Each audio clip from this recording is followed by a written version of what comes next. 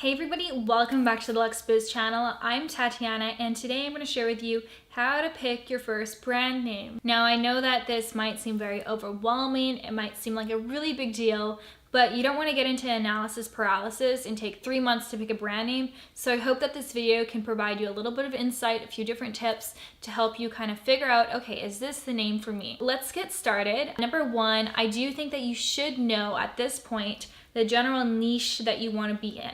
So you don't have to know the specific products that you want to sell, but at least have an idea of where you want to go with your brand, where you want to take it. Are you going to be in the gardening? Are you going to be in the animal niche, puppies and cats and dogs and all that?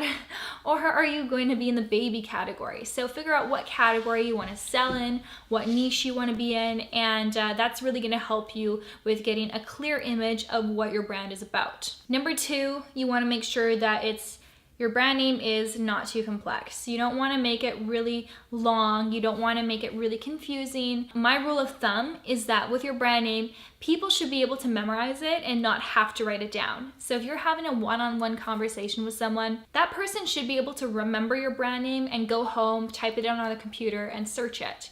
They shouldn't have to whip out a pen and paper to write it down. Or if you're driving down the street and someone sees your billboard and has a brand name, you know, that person only got a couple seconds to really interpret that and register that brand name. And if it's a really long name with weird spelling, they're not gonna get it and that's gonna be a lost sale. So just make sure it's short and sweet. Also just make sure that, you know, you can get creative with your brand name, but make sure that it's not too fancy because you got a lot of weird spelling. People are just not gonna remember how to spell it. So keep it simple and also make sure that your brand name isn't interpreted the wrong way in different languages. So, you know, in English, your brand might be fine, but maybe in French, your brand is a profanity word or something like that. So be careful with that. And next, I want to mention that you should definitely make sure to take advantage of playing around with words. So yes, keep it short and sweet. Make sure it's not too complex, but at the same time, you know, when you do your trademark search, you're going to notice that a lot of the simple terms have already been used, are already trademarked.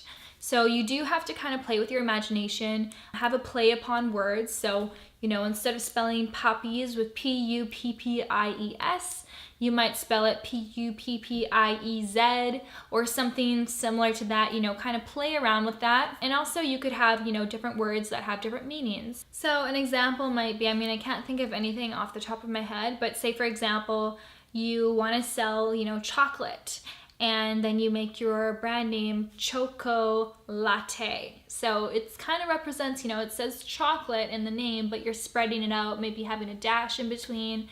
You can also have like a cool like latte, cup of a latte, say you're a coffee shop and so Choco Latte, something like that. You know, just get creative basically is what I'm trying to say, but not too creative where it gets confusing and hard to memorize. Once you've decided on that, just make a big list. And what I would suggest doing is you can kind of cancel out the ones that you really don't like, but then when you're getting to the stage where it's hard to really choose between one or the other, get other people's opinions. Post it on Facebook, join a Facebook group for, you know, a business, or ask your family and friends and be like, hey, which one do you like more? Which one do you prefer? What does this mean to you? You know, how do you interpret this? Don't give them any idea about the background of the business. Don't give them any idea about what niche it is. Just ask them, how do they see this? What does it represent to them? And then, you know, if it's on point and it's like a puppy brand, they say, oh, it seems like you're selling animal toys. Perfect. But if you're selling animal toys and they say, oh, it seems like you're selling coffee, well, that brand name's not going to work. So get other people's opinions. Then what you want to do is search for trademarks. So actually you should probably do this beforehand. So search for trademarks, make sure that nothing that you're using in your brand names is trademarked. I'll link down below the website for the government of how you can search for trademarks. It's super simple. And yeah, just make sure that the one that you pick is not trademarked. Even if it's a dead trademark within the last 5 years, don't pick it. Of course, you don't want a live trademark, but the dead ones within the last 5 years, I would suggest not picking them. And then finally, you can use your brand name without actually having to trademark it. You are allowed to do that.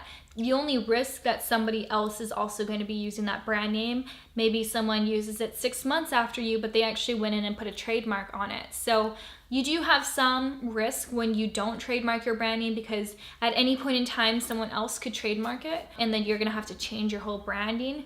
But you know, when you're small, it's around $500 to trademark your brand name, and you can do this yourself. You don't have to hire a lawyer to do it. I've done my trademarks by myself. It's super simple, but you know, it is $500, so it can be quite costly. So I would, you know, hold off on that. You know, in the beginning, like, people might not be competing with you. They're not gonna care about your brand name or anything like that. So maybe hold off until it actually becomes a must in your business. I didn't trademark my brand until about a year after I started it. So yeah, and that's it, guys. So just remember, keep it simple.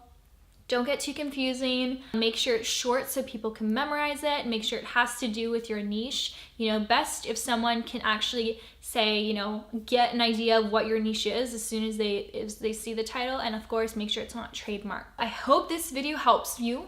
If you guys would like some feedback on your brand names, feel free to comment them down below and I could help you kind of pick one. It'd be fun to see what you guys come up with. And yes, I will see you in the next video. Don't forget to check out free training on how to source from China. It's awesome. It will tell you step by step on what I do. It's a 30-minute long video, so check it out on the link down below, and I'll see you guys later. Bye.